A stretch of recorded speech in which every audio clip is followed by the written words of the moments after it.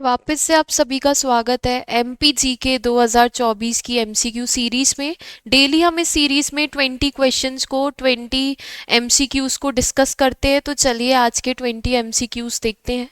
पहला क्वेश्चन क्या है?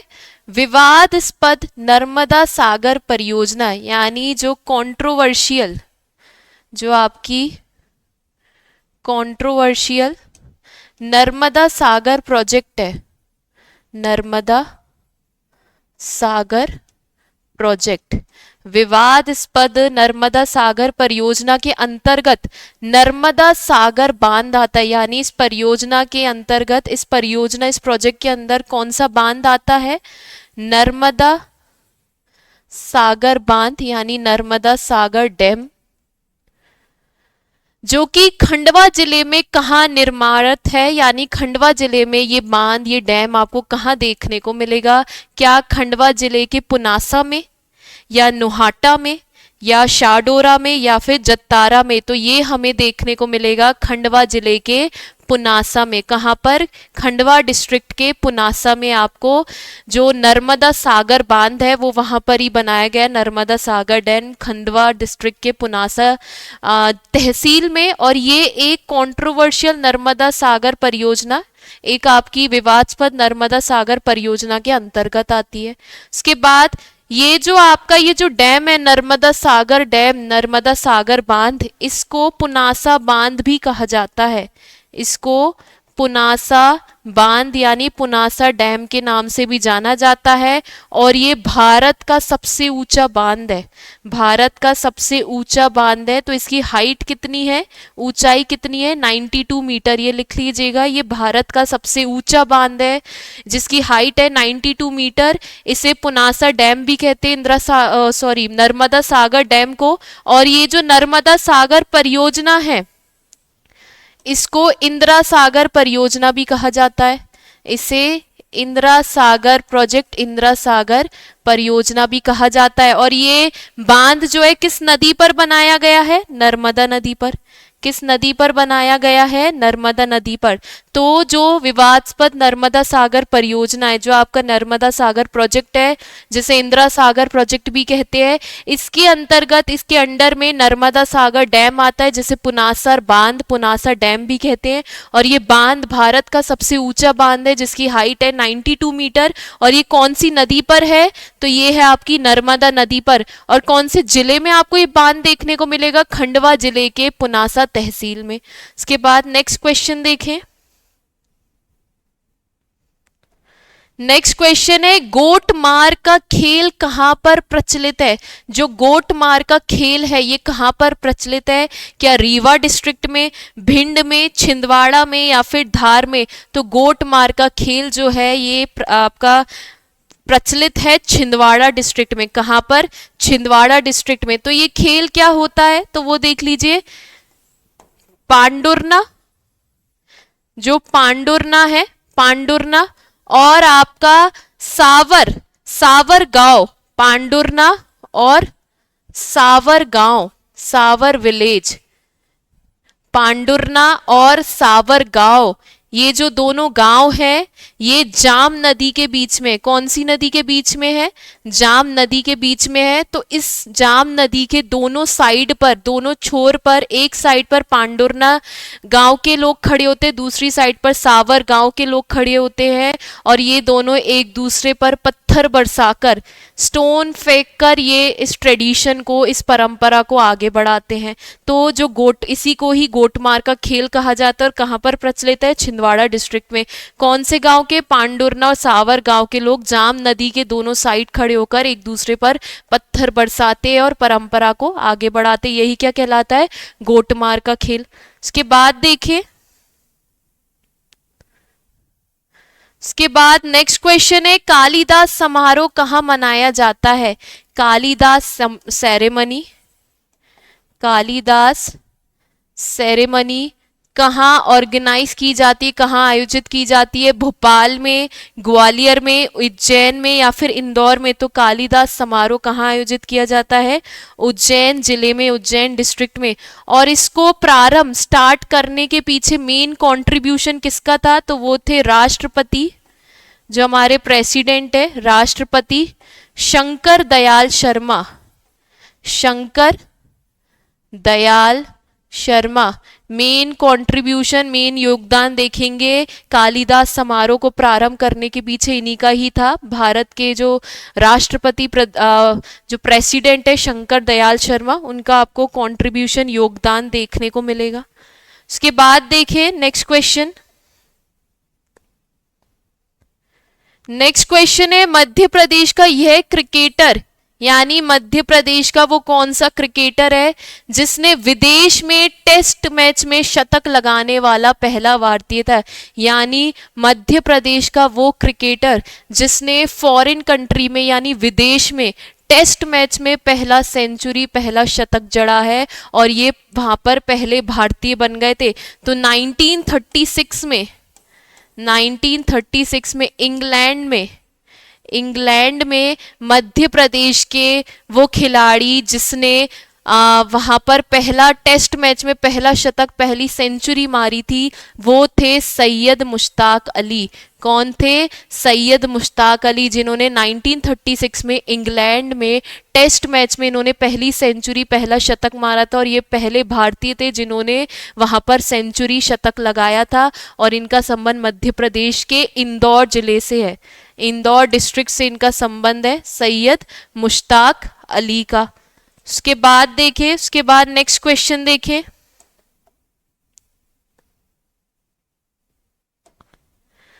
1 नवंबर 1956 से, यानी जब मध्य प्रदेश का रीऑर्गेनाइजेशन, पुनर्गठन हुआ था, तो तब से लेकर अब तक मध्य प्रदेश में मुख्यमंत्री पद यानी सीएम पोस्ट पर लगातार सर्वाधिक काल तक कौन बने रहे थे, यानी सीएम की पोस्ट पे सबसे ज्यादा टाइम तक कौन रहे थे?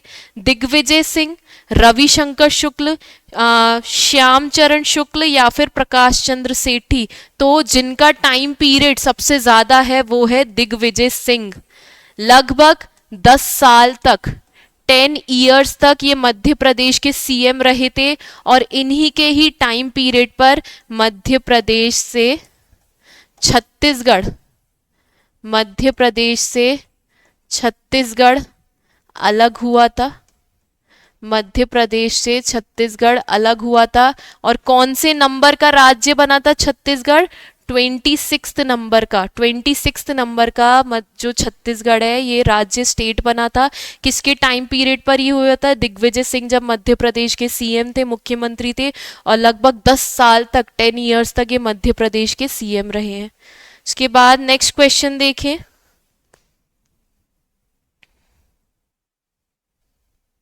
मध्य प्रदेश शासन द्वारा प्रदेश के खेल प्रशिक्षकों, यानी जो स्पोर्ट्स ट्रेनर्स होते हैं, स्पोर्ट्स ट्रेनर्स, जो कोचेस होते हैं, जो कोच होते हैं स्पोर्ट्स के, तो मध्य प्रदेश शासन द्वारा प्रदेश के खेल प्रशिक्षकों को दिया जाने वाला राज्य पुरस्कार कौन सा है? स्टेट अवार्ड कौन सा है जो कि मध्य प्रदेश के जो ट्रेनर्स होते हैं, कोचेस होते हैं, उन्हें दिया जाता है? क्या वो अर्जुन पुरस्कार है, या द्रोणाचार्य पुरस्कार, या राजीव गांधी खेल रत्न पुरस्कार, या फिर विश्वामित्र पुरस्कार? तो वो अवार्ड जो कि मध्य प्रदेश गवर्नमेंट, मध्य प्रदेश सरकार जो हमारे राज्य के जो ट्रेनर्स है, कोचेस है, उन्हें देती है, वो है विश्वामित्र अवार्ड। कौन सा? विश्वामित्र अवार्ड, विश्वामित्र पुरस्कार। इसकी जो शुरुआत हुई थी वो हुई थी 1995 से 96 के बीच में। इस अवार्ड की शुरुआत कब से हुई थी?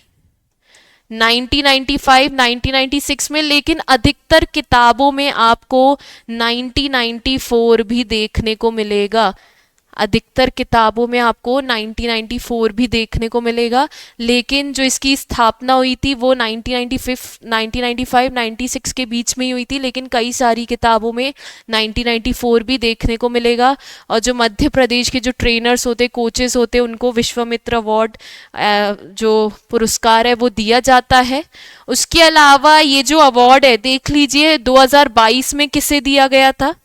जो विश्वामित्र अवार्ड है ये 2022 में बैडमिंटन कोच को दिया गया था। 2002 में ये बैडमिंटन कोच को दिया गया था। ये जो थी ये भोपाल से थी, भोपाल की जो बैडमिंटन कोच थी जिनका नाम है श्रीमती रश्मि मालविया, किसे दिया गया था? श्रीमती रश्मि मालविया को, श्रीमती रश्मि मालविया को। तो 2022 में भोपाल से जो बैडमिंटन कोच थी श्रीमती रश्मि मालविया, उन्हें विश्वामित्र पुरस्कार दिया गया था। इसके बाद नेक्स्ट क्वेश्चन देखिए, पुरी, पुरी कहाँ आता है? उड़ीसा में। तो पुरी में जो कोणार्क मंदिर है, जो कोणार्क टेम्पल है, उसी की ही बिल्कुल भांति यानी बिल्कुल सिमिलर मध्य प्रदेश के उमरी व मडखेरा में भी सूर्य मंदिर सन टेम्पल है। क्या है? सूर्य मंदिर सम टेम्पल है। कहां पर? मध्य प्रदेश के उमरी और मडखेरा में। तो ये स्थान आपको किस जिले में देखने को मिलेगा? क्या विदिशा में, उज्जैन में, मंदसौर में या फिर टीकमगढ़ में? तो जो पुरी जो कि उड़ीसा में आता है, वहां पर जो कोणार्क मंदिर है, कोणार्क टेम्पल है, बिल्कुल उसी के सिमिलर मध्य प्रदेश में उमरी और मडखेरा ये गांव है, यहाँ पर एक सन टेम्पल सूर्य मंदिर बनाया गया है और ये आपके टीकमगढ़ जिले में है, टीकमगढ़ डिस्ट्रिक्ट में है। उसके बाद देखें,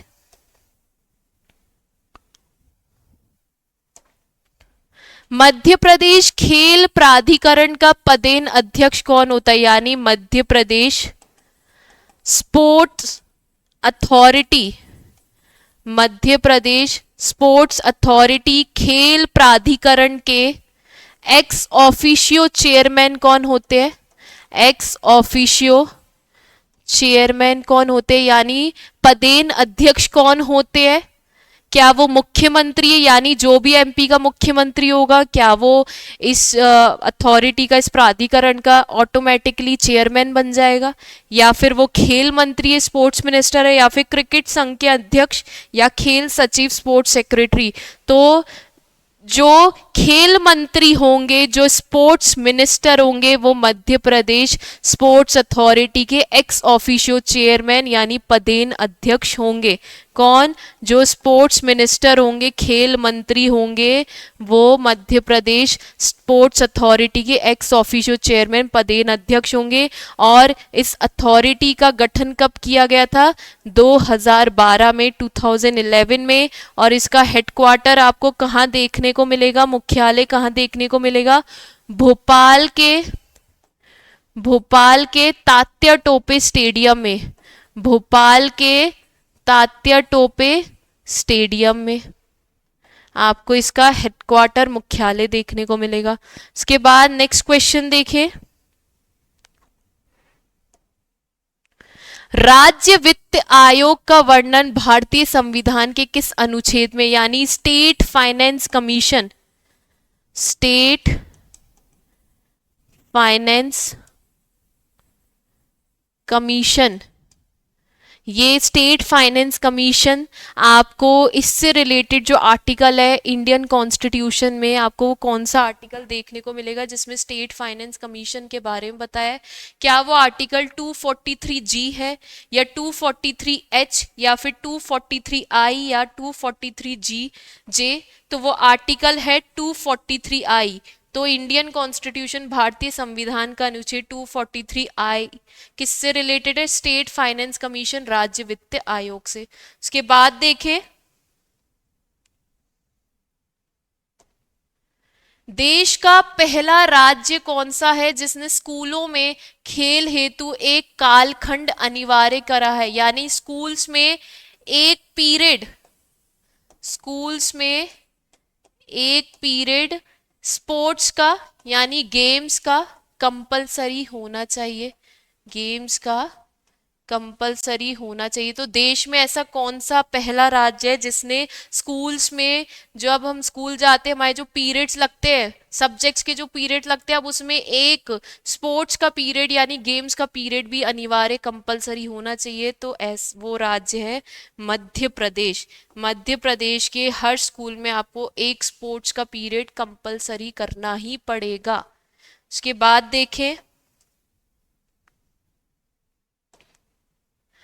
आदिवासी कला, लोक कला और पारंपरिक कला यानी जो आपके ट्राइबल आर्ट्स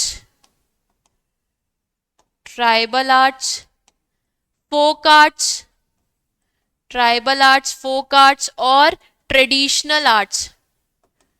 ट्रेडिशनल आर्ट्स, इस फील्ड में, इस क्षेत्र में मध्य प्रदेश सरकार द्वारा कौन सा सम्मान प्रदान किया जाता है? यानी ट्राइबल आर्ट्स, फोक आर्ट्स और ट्रेडिशनल आर्ट्स, जो आदिवासी कला, लोक कला, पारंपरिक कला के क्षेत्र में मध्य प्रदेश सरकार कौन सा अवार्ड, कौन सा सम्मान देती है? क्या वो तानसेन सम्मान है, या इकबाल सम्मान, या कालिदास सम्मान, या फिर तुलसी सम्मान? तो वो जो अवार्ड है जो कि इस फील्ड में दिया जाता है वो है तुलसी सम्मान। कौन सा अवार्ड? तुलसी सम्मान। और ये सिर्फ पुरुषों को यानी मेल आर्टिस्ट को ही दिया जाता है, मेल आर्टिस्ट को यानी पुरुष कलाकार को ही दिया जाता है, पुरुष कलाकार, मेल आर्टिस्ट को ही तुलसी सम्मान दिया जाता है। इसकी शुरुआत हुई थी 1983 में। इसकी शुरुआत कब हुई थी? 1983 में। और कितना अमाउंट दिया जाता है, कितनी राशि दी जाती है? तो 2 लाख रुपए। कितनी राशि दी जाती है? 2 लाख रुपए, 2 लाख रुपीस। उसके बाद देखें, मध्य प्रदेश राज्य क्रीड़ा परिषद का गठन कब किया गया था? यानी Madhya Pradesh state sports council, Madhya Pradesh state sports council का गठन कब किया गया था? कब इस काउंसिल को स्टैब्लिश किया गया था? 1956 में, 84 में, 1960 में, या फिर 2005 में? तो Madhya Pradesh state sports council को स्टैब्लिश किया गया था 1960 में। 1960 में इसका गठन हुआ था, लेकिन 2011 में इस काउंसिल को भंग कर दिया गया था, डिसॉल्व कर दिया गया था। 2011 में इस काउंसिल को भंग कर दिया गया था, डिसॉल्व कर दिया गया था। और इसकी जगह क्या लेकर आए थे 2011 में ही? तो वो लेकर आए थे मध्य प्रदेश स्पोर्ट्स अथॉरिटी को, मध्य प्रदेश स्पोर्ट्स अथॉरिटी को, जिसके बारे में अभी हमने देखा था। जो इसके पदेन अध्यक्ष, एक्स ऑफिशियो चेयरमैन कौन होते हैं? खेल मंत्री, स्पोर्ट्स मिनिस्टर। और इसका हेडक्वार्टर है भोपाल के तात्या टोपे स्टेडियम में। उसके बाद देखें, इसके बाद नेक्स्ट क्वेश्चन है, भोपाल के निकट मंडी द्वीप में, यानी भोपाल के पास जो मंडी द्वीप है वहां पर देश का पहला ऑप्टिकल फाइबर, देश का पहला ऑप्टिकल फाइबर का कारखाना, ऑप्टिकल फाइबर इंडस्ट्री किस देश के सहयोग से स्थापित की जा रही है? यानी भोपाल के पास जो मंडी द्वीप है, मंडी द्वीप आपका आता है रायसेन जिले में। मंडी द्वीप कहाँ आता है? रायसेन डिस्ट्रिक्ट में, रायसेन जिले में आता है। और यहाँ पर देश का पहला optical fibre industry, optical fibre का कारखाना है। तो किस देश के कॉपरेशन से, सहयोग से यहाँ पर इसे स्थापित किया जा रहा है? क्या जर्मनी के सहयोग से, स्वीडन के सहयोग से, जापान के सहयोग से, या फिर इटली के? तो जापान के सहयोग से यहाँ पर ऑप्टिकल फाइबर इंडस्ट्री को इस्टेब्लिश किया जा रहा है। कहाँ पर? रायसेन जिले के मंडी द्वीप में। उसके बाद देखें,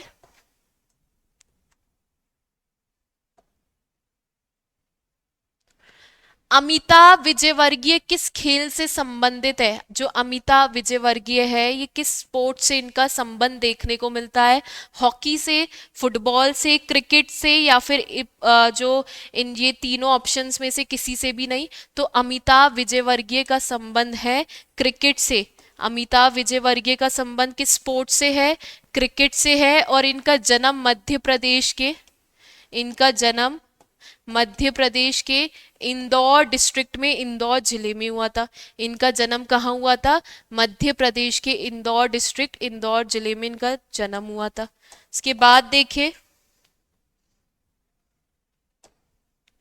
मध्य प्रदेश वित्त आयोग का पहला कार्यकाल क्या था? यानी मध्य प्रदेश फाइनेंस कमीशन का पहला कार्यकाल, पहला टेन्योर कब था? क्या 1994 से 1999 तक, 1995 से 2000 तक, 1996 से 2001 तक, या फिर 1997 से 2002 तक?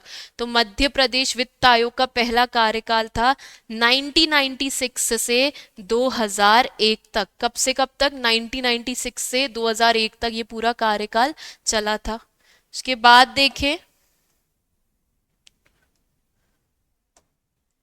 मध्य प्रदेश में खेल के क्षेत्र में मुख्यमंत्री कप की शुरुआत कब हुई थी? यानी जो सीएम कप है, मुख्यमंत्री कप की शुरुआत कब से थी? ये कप इसलिए चलाया गया था, ये अवार्ड इसलिए चलाया गया था ताकि स्पोर्ट्स जो खेल है, जो स्पोर्ट्स है, उसमें जो लोगों को एनकरेज, प्रोत्साहन करने के लिए ये कप चलाया गया था। 2013 में, 14 में, 15 में या फिर 2016 में। तो इसे स्टार्ट किया था 2015 में। तो मध्य प्रदेश में सीएम कप, मुख्यमंत्री कप की शुरुआत कब हुई थी? 2015 में।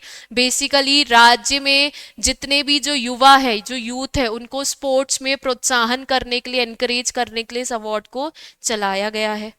उसके बाद देखें, मध्य प्रदेश की सर्वाधिक ऊंची चोटी धूपगढ़, मध्य प्रदेश की जो हाईएस्ट पीक है, सर्वाधिक ऊंची चोटी है, वो है धूपगढ़।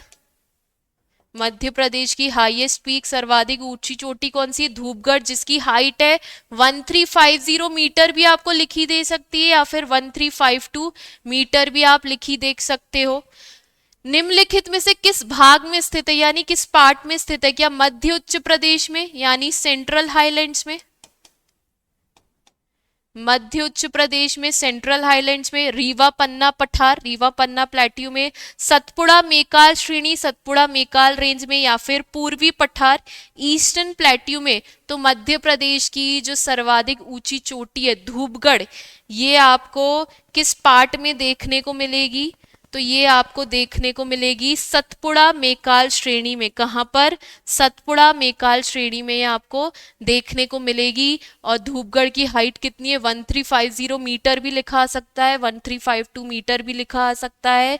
जो धूपगढ़ की चोटी है, ये कहां पर स्थित है?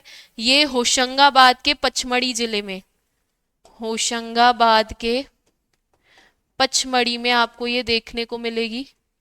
होशंगाबाद के पचमढ़ी जिले में, पचमढ़ी में आपको देखने को मिलेगी। और धूपगढ़ को, जो धूपगढ़ की चोटी है, इसे क्वीन ऑफ सतपुड़ा भी कहा जाता है। इसे क्वीन ऑफ सतपुड़ा यानी सतपुड़ा की रानी भी कहा जाता है धूपगढ़ की चोटी को, जो कि मध्य प्रदेश की सबसे ऊंची चोटी है। सतपुड़ा मेकाल श्रेणी में आती है, किस जिले में? होशंगाबाद, यानी होशंगाबाद को अब हम नर्मदापुरम कहते हैं, नर्मदापुरम के पचमढ़ी में ये आपको देखने को मिलेगी। और इस चोटी को सतपुड़ा की रानी, क्वीन ऑफ सतपुड़ा भी कहा जाता है। उसके बाद देखें,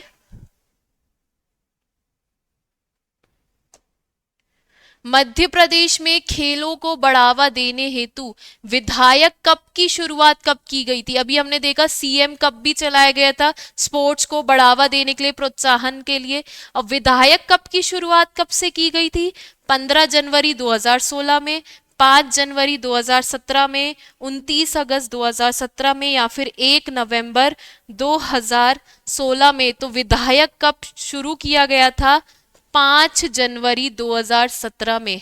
5 जनवरी 2017 में बेसिकली कब चालू किया गया था? रूरल एरियाज में, रूरल एरियाज में, ग्रामीण क्षेत्र में, ग्रामीण क्षेत्र में जो युवा है, जो यूथ है, उनको खेल में यानी स्पोर्ट्स में उनको एनकरेज, प्रोत्साहन करने के लिए ये जो विधायक कब, इसकी शुरुआत की गई थी 5 जनवरी 2017 में। स्पेशली कहाँ फोकस किया गया था? रूरल एरियाज में, ग्रामीण क्षेत्रों में।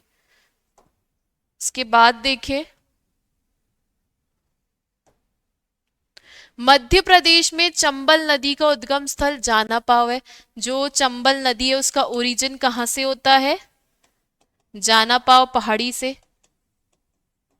चंबल नदी का ओरिजिन कहाँ से होता है? जानापाव पहाड़ी। कहाँ आती है? महू की, महू यानी इंदौर में, महू तहसील इंदौर से इस नदी का उद्गम होता है। महू कहाँ आता है? इंदौर जिले में आता है। तो निम्नलिखित में से किस क्षेत्र में स्थित है? ये जो आपको ये जो चंबल नदी है, क्या ये सतपुड़ा मेकाल श्रेणी में देखने को मिलेगी, या रीवा पन्ना के पठार में, या मध्य उच्च प्रदेश में, या फिर बुंदेलखंड के पठार में? तो जो सतपुड़ा सॉरी जो चंबल नदी है, वो उसका जो ओरिजिन होता है जानापा पहाड़ी महू से, ये आपको मध्य उच्च प्रदेश यानी सेंट्रल हाईलैंड्स में मालवा के पठार, मालवा के पठार, मालवा प्लेट्यू से ही इसका ओरिजिन होता है। जो मालवा के पठार में ही आपको जाना पाव की पहाड़ी देखने को मिलेगी, जो कि महू तहसील में है, इंदौर की महू तहसील में है, और यहाँ से ही चंबल नदी का उद्गम होता है। चंबल नदी की लंबाई लेंथ कितनी है? 965 किलोमीटर। चंबल नदी की लंबाई लेंथ कितनी है? 965 किलोमीटर। उसके बाद नेक्स्ट क्वेश्चन देखें, और यह आज का आखिरी क्वेश्चन है। मध्य प्रदेश बैडमिंटन एसोसिएशन की स्थापना कब हुई थी? यानी मध्य प्रदेश बैडमिंटन एसोसिएशन कब स्टैब्लिश किया गया था? मार्च 1946 में, सितंबर 1946 में, दिसंबर 1946 में, या फिर अक्टूबर 1946 में? तो बैडमिंटन एसोसिएशन की स्थापना कब हुई थी? अक्टूबर 1946 में से स्टैब्लिश किया गया था। पहले जब इसको स्टैब्लिश किया गया था, इसका हेडक्वार्टर जबलपुर में था। इसका हेडक्वार्टर कहाँ था? इसका हेडक्वार्टर आपको जबलपुर में देखने को मिलेगा। और अब इसका हेडक्वार्टर है, प्रेजेंट में इसका हेडक्वार्टर इंदौर में है। प्रेजेंट में इसका हेडक्वार्टर कहाँ पर है? इंदौर में। तो मध्य प्रदेश बैडमिंटन एसोसिएशन की स्थापना हुई थी अक्टूबर 1946 में, जब इसका हेडक्वार्टर जबलपुर में बनाया गया था, लेकिन आज वर्तमान में इसका हेडक्वार्टर मुख्यालय इंदौर जिले में। तो ये आज के आपके 20 क्वेश्चंस थे, 20 प्रश्न थे। आप लोग कमेंट सेक्शन में बताइए कितना स्कोर कर रहे हैं। चलिए, धन्यवाद।